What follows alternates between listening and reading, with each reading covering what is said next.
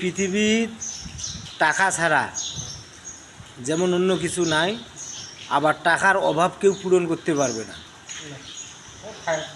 পৃথিবীর যতদিন মানুষ বাঁচিয়ে আছে অতদিন টাকার অভাব থাকবে।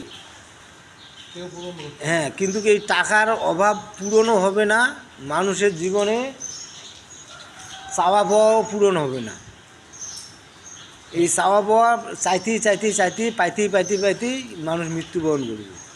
কিন্তু ইয়ের ফাঁকে মানুষের অনেক কিছু ব্যক্তিগত চাওয়া পাওয়া থাকে, ওগুলো পূরণ করতে হয়, বুঝছেন? ভগবান আজ পর্যন্ত কাউ পূরণ করতে সেইটাই বলছিস, কিন্তু ওই টাকা চাইতে তো পূরণ করতে পারবে না। কিন্তু গণনা হলো কিন্তু কিন্তু ব্যক্তিগত কিছু জিনিস থাকে, ওগুলো ব্যক্তিকে পূরণ করতে হয়। পূরণ নাই। এই যেমন তোমার যেগুলো জিনিস মনে করো গেলে মনের একটা তৃপ্তি মেটে, যেগুলো জিনিস গেলে মনে ভালো লাগবে, যেগুলো জিনিস হয়তো মানুষের কাছে গল্প কিন্তু চাই নেই, হ্যাঁ, কিন্তু আসি, কিন্তু অথচ আমরা চিন্তা করি যে হয়তো এই সমস্ত জায়গাগুলো আমরা এই শহর থাকি 200-300 টাকা খরচ করে যাব, কিন্তু ওই জায়গাগুলো দেখো দিনাজপুর, ঠাকুরগাঁ, নীলফামারী, ওই লোকগুলো ভাড়া করে এসে ওই জায়গাগুলো দেখার জন্য। তাই এক এক জনের মনের মধ্যে এক একটা আকাঙ্ক্ষা, কারো আকাঙ্ক্ষার সাথে কারো আকাঙ্ক্ষার মেলে না।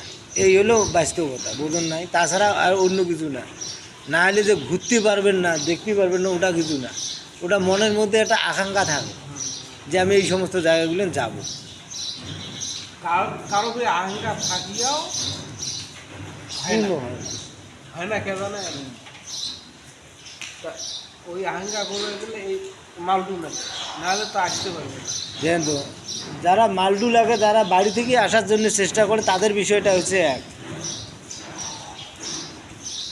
এই জিনিসগুলো সেইটাই বলতেছি। তাহলে গাড়ি বন্ধ নাকি গাড়ি বন্ধ বলা যাবে। হ্যাঁ হ্যাঁ,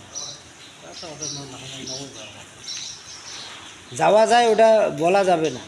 না, ভগবান যদি বাসে রাখে, ভগবান বাসে রাখবে, হ্যাঁ, তাহলে কিন্তু তোমার সময়ে বাসে রাখে না। সময়, হ্যাঁ, এটা হলো মানুষের দুই প্রকারের ইয়ে।